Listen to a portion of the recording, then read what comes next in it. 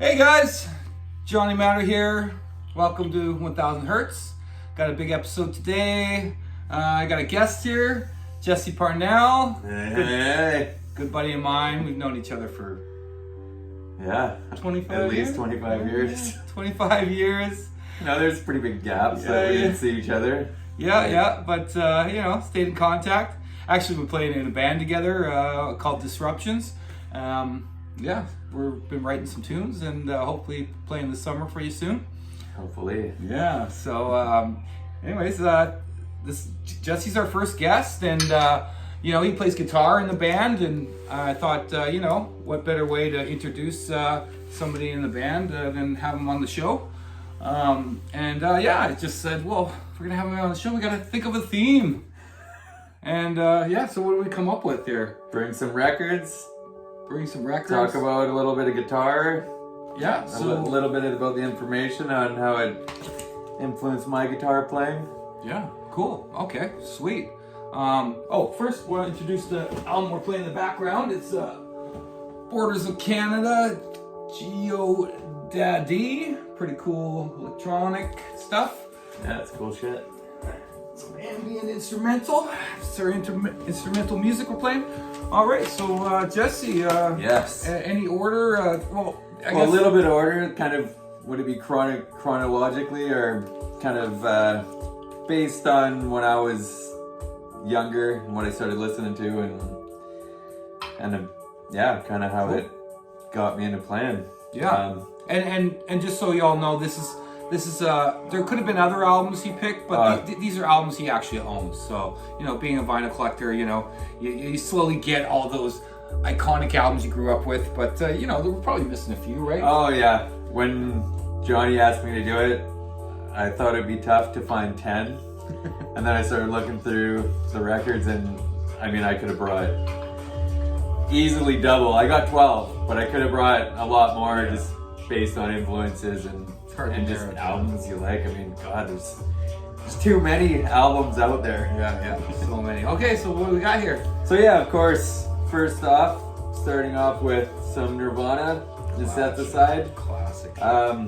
This is a 2012 reissue, just black gatefold. Sounds awesome. If anybody finds this one, I don't know if it's my record player or what, but just a wicked sounding album quality wise.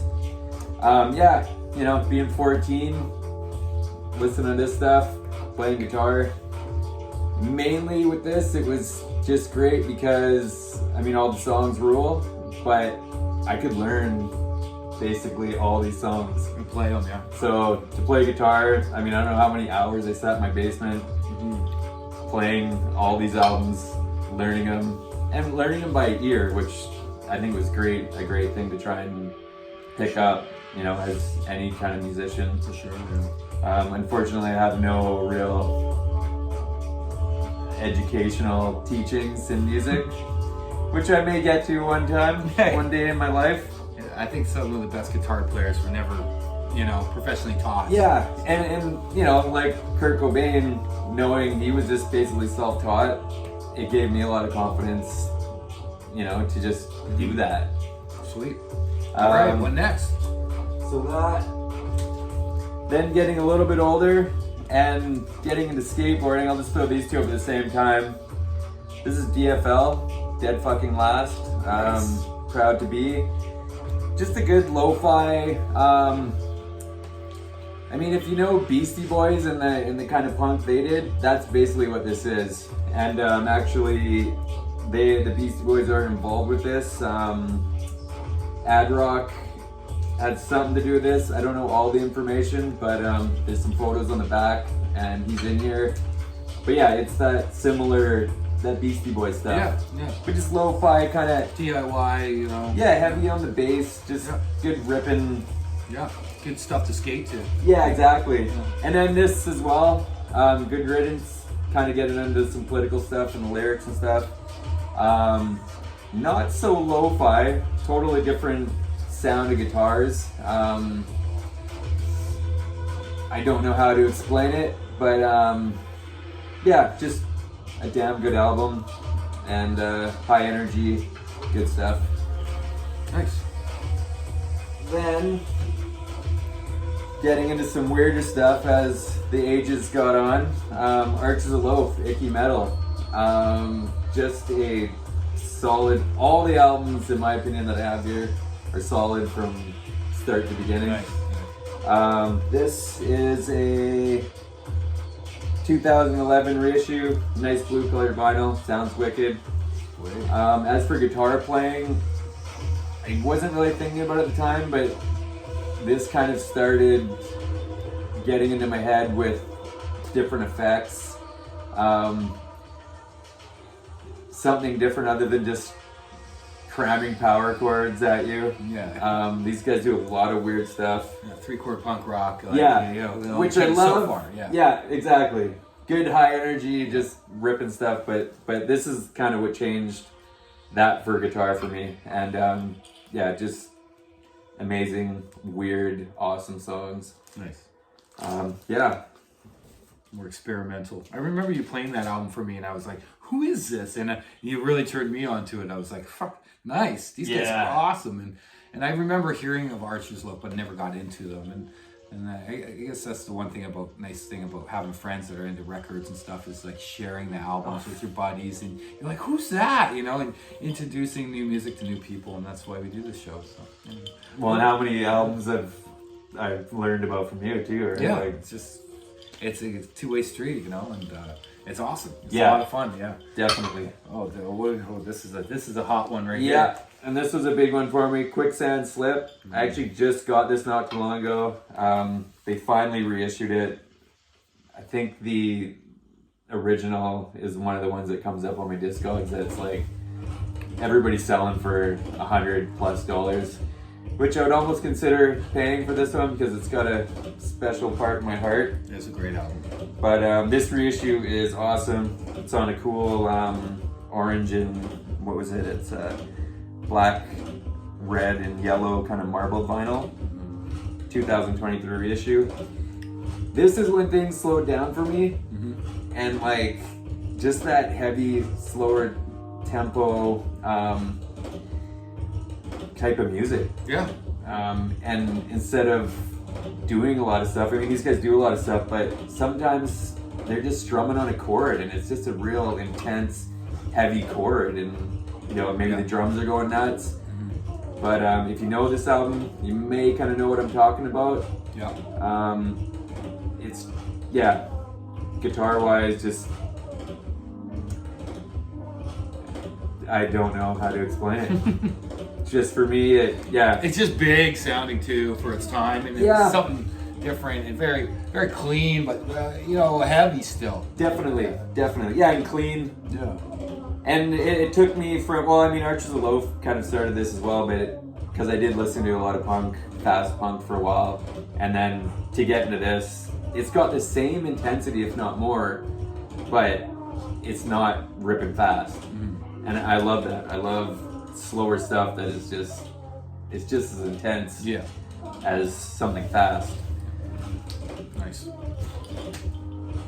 Which later on took me to Glassjaw, which is just another amazing album, front to back. This is a 2020 reissue, 180 gram, just a black colored vinyl, but kind of similar to Quicksand, just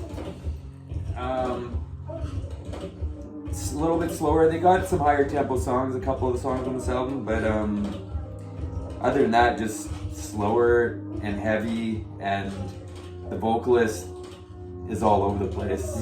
I mean, not crazy all over the place, but he's screaming, and then he also does these weird singing parts. Nice. And guitar player uses some effects. I know there's some delay in there and stuff, so that just kind of added to my want to start, playing with some different pedals and stuff. Yeah. Which I thought I was going to get to later in pedals, but recently what we're doing with the band, now I'm into pedals. It's addicting. It is. Slippery slope. And totally awesome. Like, just having the different varieties of stuff to play with is wicked. Another quick little vinyl. I got into some garagey stuff. This is King Khan and Barbecue Show. 2006, just a black vinyl. Just awesome, and the garagey style, like strumming wise, I just love. And yeah, not too much to say about it, but I do have a special place in my heart for garage type music, and you've seen them live a few times. Yeah, right? yeah, definitely, and yeah, they Great just show up. I mean, Barbecue plays guitar and a small drum kit at the same time. You know, King That's Khan's wild. up there just rocking guitar, and they're usually in some sort of funky outfit. And, wicked show for two people, high energy, and I don't know, just good. Nice. Rock and roll, but with a twist. No. It's like they're weird, and Yeah. I love weird. Okay, and then now we're getting into some influences which are pushing me recently. This is a bit older album though. Every Time I Die, New Junk Aesthetic. This is just a 2009 black copy, but the guitar player. Is it on here? What's his name? Can't remember. But the Comment in the comment section Yeah. if you remember. Jordan Buckley. Oh, maybe. Yeah, Jordan Buckley. Yeah, I think that's right. Yeah, riff wise, the riffs are just awesome. I mean, it's like just badass rock and roll. Yeah. There's nothing really edgy about it, but it's just badass rock and roll riffs, like with a twist and turned up to, 11.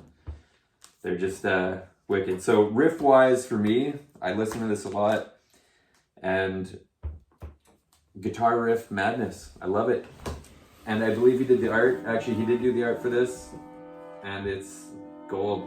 I like the fact that a member of the band did the art. Yeah, that's cool. You know? It's pretty rad art. I kind Well, they come up from like a hardcore background too. Yeah. So, Hellfest, early days. Cool. And then we got Mets. All the albums are awesome. This is just one that I've been recently listening to a lot. Canadian. Yeah, Canadian band, 3-piece. This is Mets 2. I think you have a different copy of this. I do. Yeah, Shiny. it's got a cool shiny Box set, cover. Yeah. I don't even know what to say about this. I haven't heard a band like them myself. I just want to listen to this and soak in any influence I can, because the noise and the effects and Yeah, it's like the noise rock. riffs, it is. But it's all like there's just something to it that I really like these guys. And yeah, I'm terrible at explaining things, so Alright. yeah. Me too. All I know is it fucking rules, and this is the shit. And then we got to Botch, American Nervosa, which you made me a CD. Years ago. Yeah, and it was a mixture of American Nightmare, Botch, Bane. A lot of hardcore. It was like a full-out hardcore CD. 2000s, 90s hardcore, yeah. But there was actually Every Time I Die was on that. Yeah. That's where I learned from them. Yeah. Yeah, this one's huge right now for me. Ripper. Yeah, and this is a reissue. This is a nice 2023 silver and blue reissue. I think it sounds awesome. Yeah. It's funny because on Discogs I read some of the comments, and some people are like, certain albums, they say, half the people say it sucks, and half the people say, oh, well, mine sounds good. Yeah. So I wonder how much, Truth behind it, or the record it player. could be their player. Yeah, it could be the player.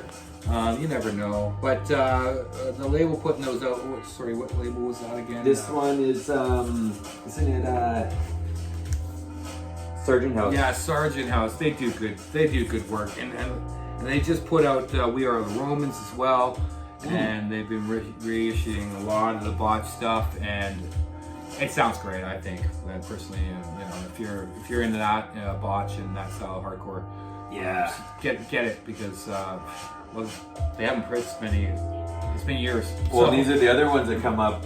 and they're for, touring like- Europe, so if you're listening, you're listening in Europe, and or they just toured Europe. I think they're doing Japan next. So if you're a Japanese listener, check out Botch when they come to your neighborhood.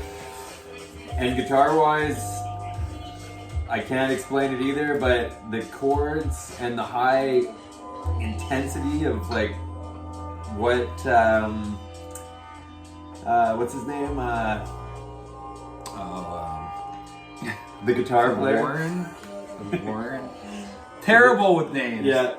No, it's not right on here. But anyways, this is a huge influence for me right now because I just get these like high, intense, just nasty chords and heavy riffs that come out of this album. And this is just another one that I'm really trying to like cram into my head. Yeah, he's a unique player for sure. I'll remember it probably when I leave. Next up, Cherubs, another band that Johnny introduced me to. Jeez. Just amazing noise, and I was always kind of Noise lost rock, on yeah. what noise rock was, and I won't try to explain it, but these guys do it. I mean, From Texas. drummer and bass player just seem to be making the most wicked, awesome songs, and then the guitar player comes in on top with like the weirdest, craziest sounds that work so well, and all the songs are just fucking awesome. Yeah, that's their first release on Relapse, who they just signed Yeah. to. Yeah, and this is just a 2019 issue of it. Currently, they're on doing a few dates across the states, so check them out. They're playing in Portland June 2nd. Yeah. And maybe I think there's a Seattle date as well. There is, that I was thinking of going to, because this guy's going and I can't make it and I'm super jealous. Yes, that's one of my all-time faves when it comes to noise I rock. can't wait till you guys come back and I get to hear you guys talk about it. And then last but definitely not least, Unwound. Just amazing. Yeah. I guess one thing I could say is they're heavy and intense without using heavy distortion. I mean, they do have some distortion, but it's not, something like Every Time I Die or Watch. I mean, I feel like the drive is cranked and everything's distorted and gnarly, which I love. But these guys, just more really cool chords that I want to learn for guitar. Also get the influence of not having to be on my overdrive all the time. Cut in with a clean part. Yeah. Maybe strum some chords clean. Maybe have an effect on the clean. Very underrated band from the early 90s that just never got the credit where credit was due, and they recently did a bunch of reunion shows and sold out in certain cities 3 times. Sold Gotta out. see them. So the bass player is no longer with us, but what's his name from Big Business been filling in. And he died? The original bass player. Oh, yeah, okay. Yeah, and he was a tank on the bass. That was a few years back, but great band. Yeah. Check them out. And amazing album. Yeah. And all in my opinion, all these albums I just showed they're just solid, like from front to back, just every song. Mm-hmm. And all the players in them. I mean, that's the other thing. I mean, I love guitar, but I love every other instrument just as much.